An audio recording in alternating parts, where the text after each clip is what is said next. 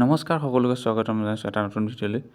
যিহেতু PM কিষাণৰ সন্মান নিধি আপোনালোকৰ 20 নম্বৰ কিস্তিৰ পইচা এতিয়ালৈকে আপোনালোকৰ একাউণ্টত সোমোৱা নাই কৃষকসকলৰ, কেতিয়া সোমাব আৰু কিহৰ কাৰণে আপোনালোকৰ বহুতৰ লোকৰ নোসোমাবও পাৰে একাউণ্টত, আৰু কোনদিনা কেতিয়া সোমাব এই বিষয়ে এই ভিডিঅ'টোত জনোৱা হ'ব।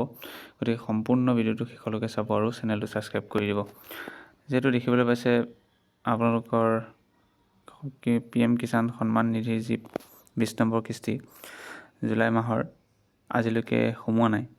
গতিকে বিভিন্ন মিডিয়া ৰিপৰ্ট বা নিউজ চেনেলৰ মতে আপোনালোকৰ কিস্তি 2 আগষ্টত এখন আমাৰ মাননীয় প্ৰধানমন্ত্ৰী ডাঙৰীয়া এখন মিটিং আছে, তাৰ পৰা ৰিম'ট টিপি আপোনালোকৰ একাউণ্টত PM কিষাণৰ ধন দিয়াৰ সুবিধা কৰি দিব 2 আগষ্ট তাৰিখে।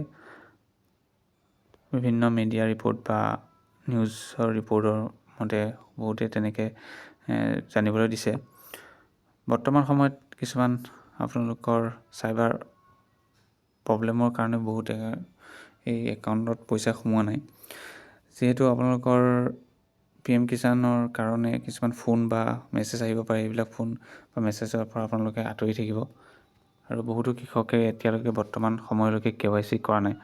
আপোনালোকে আপোনালোকৰ KYCটো সম্পূৰ্ণ কৰি ল'ব, আৰু যিসকল কৃষকে ভুৱা নথি পত্ৰই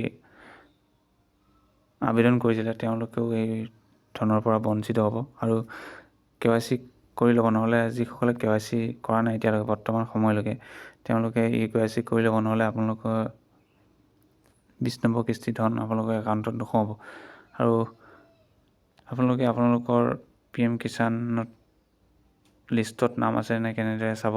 দেখিবলৈ পাইছে বেনিফিচিয়াৰী লিষ্ট pmkisan.gov.in গৈ আপোনালোকে ইয়াৰ যি বেনিফিচিয়াৰী লিষ্ট আছে বেনিফিচিয়াৰী লিষ্টত যাব।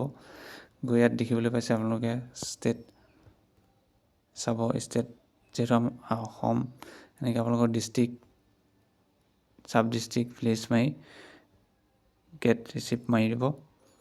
আপোনালোকৰ লিষ্টখন পাই যাব।